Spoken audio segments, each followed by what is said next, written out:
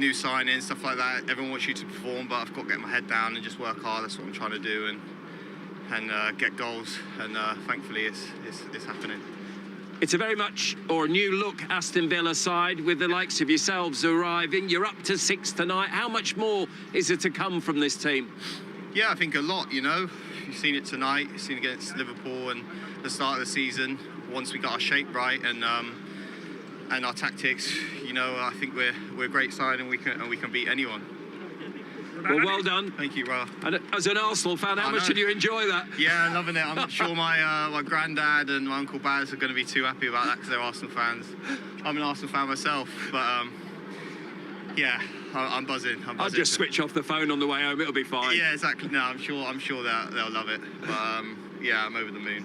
Well done, mate. Thank you. Cheers. That's a lovely end to another very productive day for Ollie Watkins, an Arsenal fan from an Arsenal supporting family. Getting back to your strikers union, would he be in yours? Do you like what you're seeing? I like what I see with him. I really do. I watched him a lot for Brentford actually last season. Brentford were a really good team. I thought they'd come up. They just fell at the final hurdle to Fulham, obviously in the playoffs, and there was no question that one of the Premier League clubs were going to be looking at him. They've had to pay a few quid for him, though. Yeah, club record, 28 million. Yeah, he's not come cheap, but he's young, he's enthusiastic. I think he can improve as well. Yeah. You know, he's not the all-round player yet, but some of his attributes, you just can't, you know, teach people. He's aggressive. He wants to work hard. He loves the challenge. He gets in where it hurts to score goals. And I like him. I think he's going to be a big hit for Villa. And as you said then, you know, he's dealing with the pressure. He's taking it in his stride, isn't he?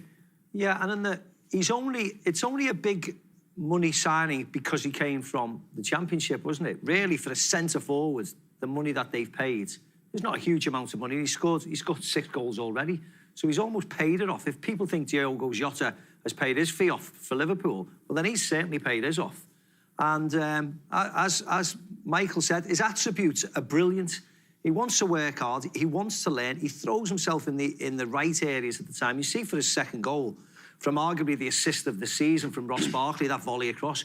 But he's there throwing his head at it, you know, where it hurts. And lovely ball by Luis. What a cross this is. What a pick out that is. Left foot, pinged it across, not just slashed at it, punched it back across the face of goal. Really difficult technique with his left foot. And look, he's surrounded by feet, surrounded by bodies, but he's throwing himself in there, Watkins, just in case he hits it like that. And he gets his rewards. Yeah, the difficulty of that ball across is, I mean, on your weak foot, on the volley, with a tiny area to hit between defence and goalkeeper, and you need to hit it across hard. I mean, it was a brilliant ball.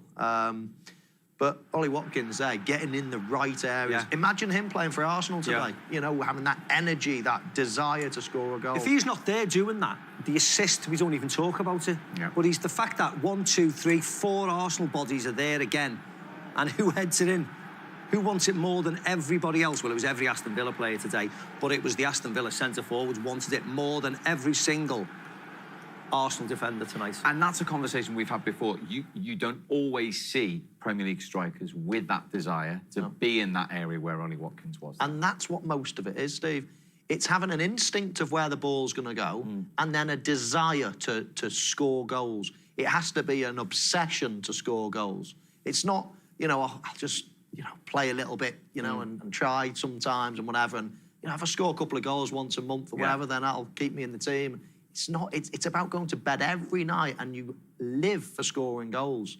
It's, as I say, the word obsession springs to mind. And I think when you look at that lad, he's willing to work hard. He's willing to do anything it takes to prove himself, to score goals, to be part of this team.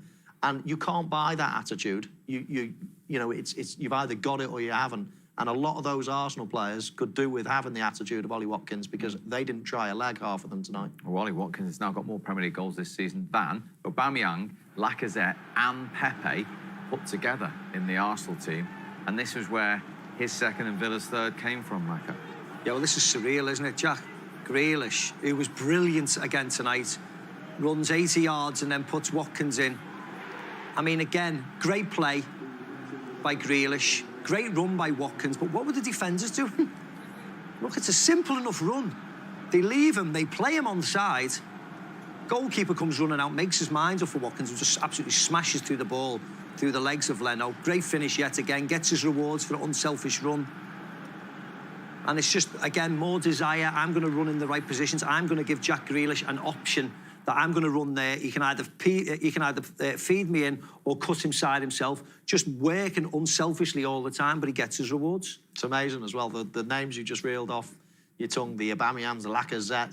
You know, naturally you'd say they're gifted players, more gifted than Ollie Watkins at the moment. But I know who I'd even yeah, you'd have my all team the time, yeah. You know, yeah, you just have to have that desire. You can't turn it on and off.